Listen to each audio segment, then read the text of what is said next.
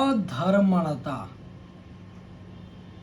ठीक है, यानी कि पूर्व कवियों की अधर्मणता। अब यहाँ पर इस श्लोक में कालिदास जी जो है पहले के जो कवि हैं, कालिदास से पहले के जो कवि हुए जिन्होंने सूर्यवंश के बारे में लिखा है, उनके बारे में वो बताते हुए कहते हैं। तो क्या कहते हैं?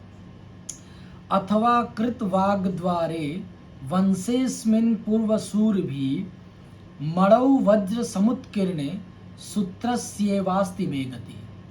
अथवा कृतवाग्द्वारे वंशे अस्मिन् पूर्वसूरभि, ठीक है, मैं तोड़ तोड़ के बताने का प्रयास कर रहा हूं। अथवा कृतवाग्द्वारे वंशे अस्मिन् पूर्वसूरभि मणौ वज्र समुत्कीर्णे सूत्रस्य वास्ति में गति। अथवा, अथवा माने अथवा पूर्वसूरभि, यहां पर आया ना पूर्वसूरभि। पूर्वसूरभि मतलब पूर्व माने पहले के, और सूरभि मतलब विद्वान। तो पहले के जो कवि हैं उन कवियों के द्वारा कृतवाग्द्वारे, ठीक है, पहले के जो कवि हैं उन कवियों ने अस्मिन वंशे, इस वंश में, ठीक, तो कहता है कि मेरे पूर्ववर्ती कवि। अब पूर्ववर्ती कवि कौन कौन से हैं? तो भाई एक हैं वाल्मीकि जी, ठीक है, जिन्होंने रामायण लिखी, व्यास,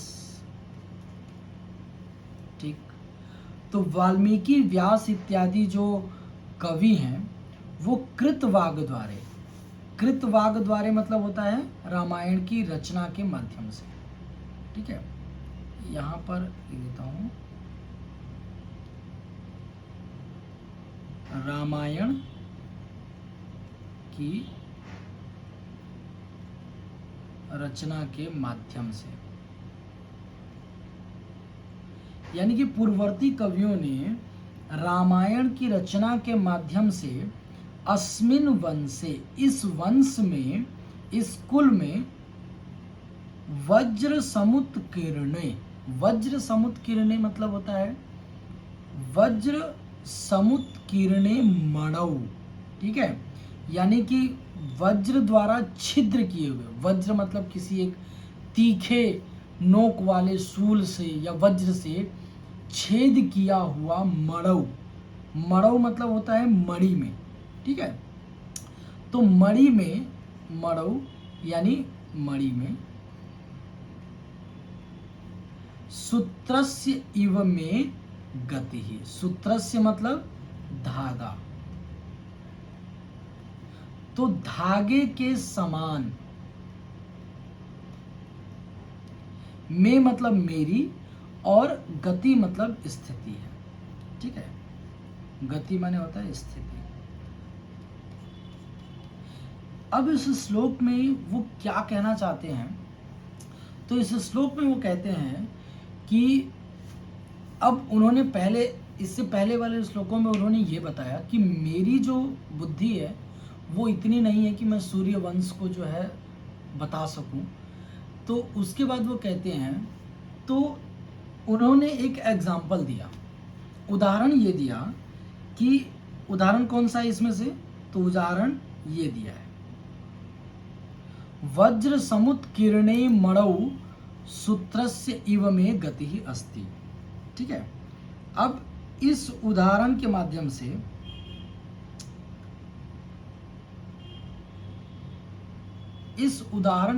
से ये कहा कि एक मणि है, उस मणि को किसी वज्र के द्वारा, तीक्ष्ण वज्र के द्वारा उस मणि में छेद कर दिया जाता है, ठीक है। तो जब उस मणि में छेद हो जाता है तो उसमें धागा जो है, धागों को आसानी से डाला जा सकता है, यानी धागे जो है आसानी से डाल सकते हैं। तो इस उदाहरण के द्वारा वो ये बताना चाहते हैं कि सूर्यवंश के जो वर्चस्व है, सूर्यवंश के बारे में एक वज्र के समान कौन है? पूर्वसूरभि, यानी पहले के जो कवि हैं, जो वाल्मीकि हैं, जो व्यास हैं, इन्होंने क्या किया, तो वज्र समुत्कीर्णे, ये इन्होंने वज्र के समान इन्होंने छेद कर दिया। इन्होंने वज्र के समान उस चीज को मेरे लिए आसान कर दिया। जिस प्रकार वज्र मणि में छेद करके धागे को जाने के लिए आसान कर देता है, उसी प्रकार इन कवियों ने जो है इसकी व्याख्या करके, इस सूर्यवंश के बारे में बता करके मेरे लिए वो स्थिति, मेरी स्थिति जो है वो आसान कर दी है, यानी कि मेरी स्थिति को थोड़ा सुधारा है।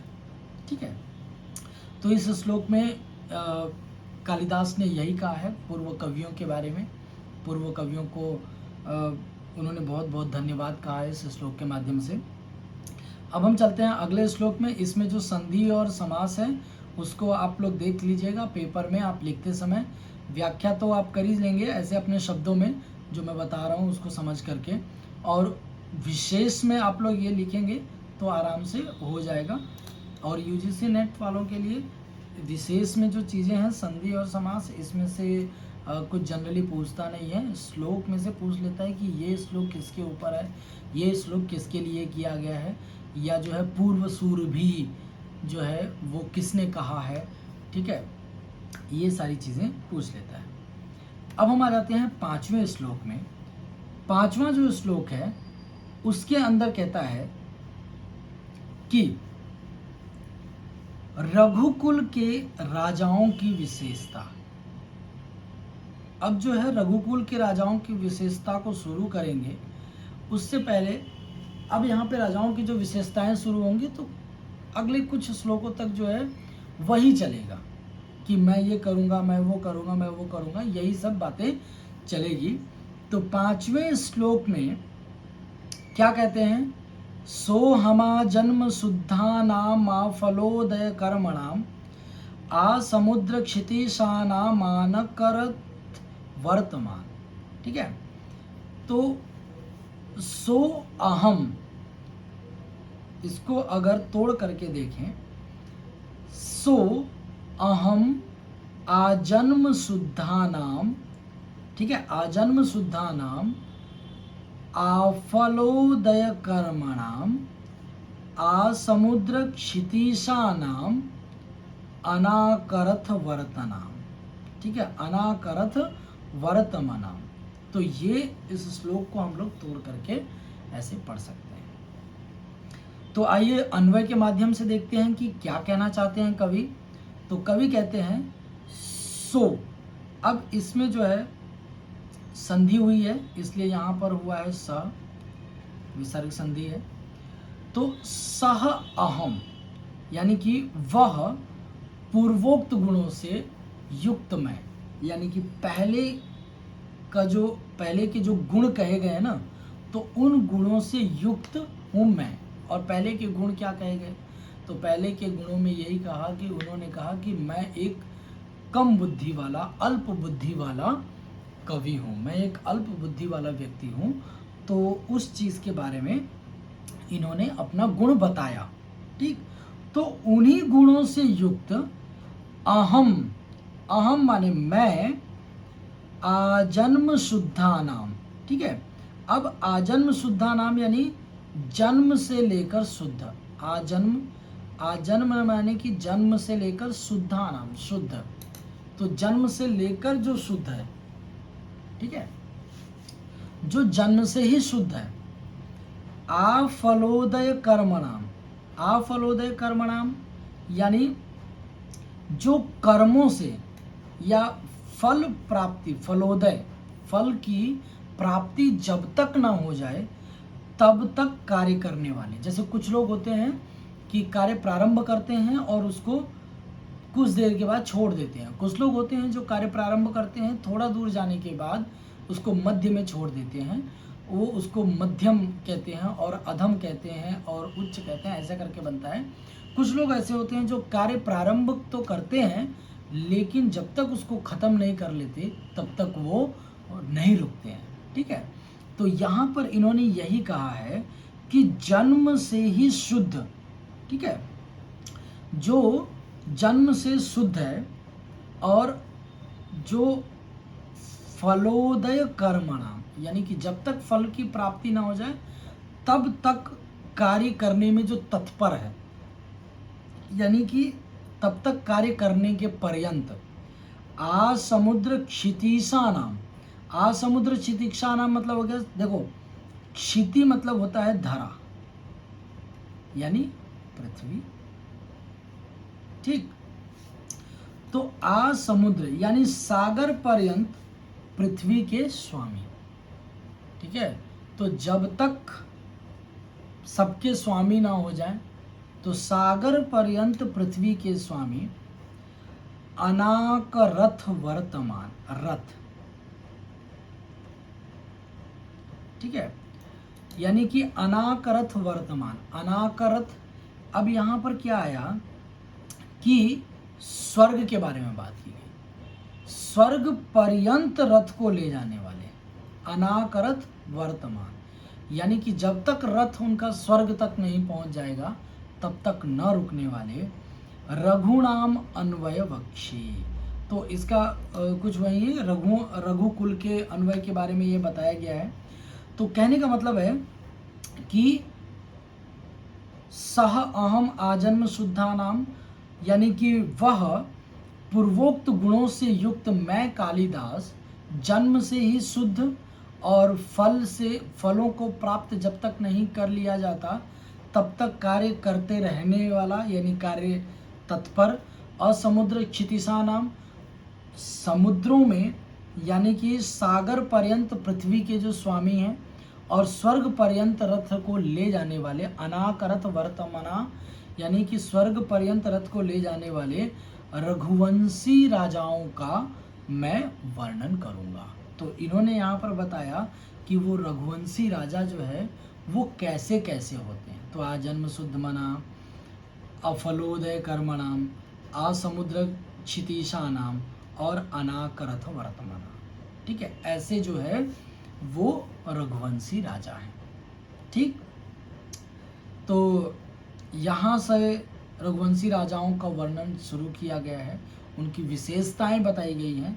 यहाँ पर संधि मैंने दे दिया है, समास मैंने दे दिया है। देखिए यहाँ पर संधि में सह प्लस अहम है, ठीक है, विसर्ग संधि आती है, तो इसको हम लोग कहते हैं सोहम, ठीक है। अब ये 5th श्लोक करके बाद अब हम आते हैं छठे वाले श्लोक पे। छठे वाले श्लोक में क्या कहता है, तो 6 जो छठा श्लोक है उसमें कहता है, यथा विधि हुताग्नि नाम, यथा कामार्चितार्थी नाम, यथा पराध दंडा नाम, यथा काल प्रबोधि नाम, ठीक है, ये श्लोक है। इसमें अब इसको थोड़ा तोड़ तोड़ करके पढ़ना शुरू करते हैं। यथा विधि हुताग्नि नाम, विधिहुत अग्नि नाम, यथा काम अर्चित अर्थी नाम, ठीक है, यथा अपराध दंडा नाम, यथा काल प्रबोधि नाम। अब यहाँ पर उन्हीं राजाओं की जो है कुछ और विशेषताएं बताई हैं, तो वो और विशेषता देख लेते हैं कौन कौन सी है। तो उसमें कहता है, अन्वय के माध्यम से अब हम जुड़ जाते हैं, अन्वय देखते हैं क्या कहता है। यथा विधि हुताग्नि नाम, यथा मतलब जैसा, जैसा शास्त्रों में लिखा है, तो उन शास्त्र विहित विधियों के अनुसार, शास्त्र विहित विधि अनुसार अग्नि नाम, ठीक है, तो शास्त्र विहित यज्ञ करने वाले, ठीक है, यानी कि अग्नि में यज्ञ करने वाले, शास्त्रों में जैसा कहा गया है वैसा ही अग्नि में यज्ञ करने वाले, यथा कामार्चितार्थी नाम, अर्थी नाम, जो अर्थी हैं, ठीक है, जो चाहने वाले हैं, यानी जो याचक हैं, जो याचक हैं वो यथा कामान, जो उनकी कामना है, उनकी कामनाओं को, याचक की कामनाओं को उनकी इच्छा के अनुसार पूर्ण करने वाले, ठीक है। यथा अपराध दंडा नाम, जैसा अपराध है वैसे ही दंड को देने वाले, यथा अपराध नाम, यथा अपराध दंडा नाम, यथा काल प्रबोधिनाम, ठीक है। और यथा काल प्रबोधिनाम यानी कि यथा माने उचित, यथा काल उचित समय, तो उचित समय पर प्रबुद्ध होकर, प्रबोधि नाम यानी कि उचित समय पर प्रबुद्ध होकर, उचित समय पर उठ करके, ज्ञान करके, उचित समय का ज्ञान करके कार्य को पूर्ण करने वाले हैं कौन? तो रघुवंश के राजा। और ऐसे ही रघुवंश के राजाओं के बारे में मैं वर्णन करूंगा, मैं वर्णन करने जा रहा हूं। तो यथा विधि हुताग्नि नाम, यथा कामार्चितार्थी नाम, यथा परार्ध दंडा नाम, यथा काल प्रबोधि नाम। इसी में जो है महाकवि कालिदास अभी जो है पिछले श्लोक में उन्होंने जो है विशेषता बताई थी, और ये वाला जो श्लोक है इसमें भी वो क्या बता रहे हैं? विशेषता ही बता रहे हैं, ठीक है। रघुवंश की विशेषता बता रहे हैं। यहाँ पर संधि जो है दिया गया है और समास यहाँ पर मैंने डाल दिया है। आप संधि और समास को आराम से देख सकते हैं, समझ सकते हैं।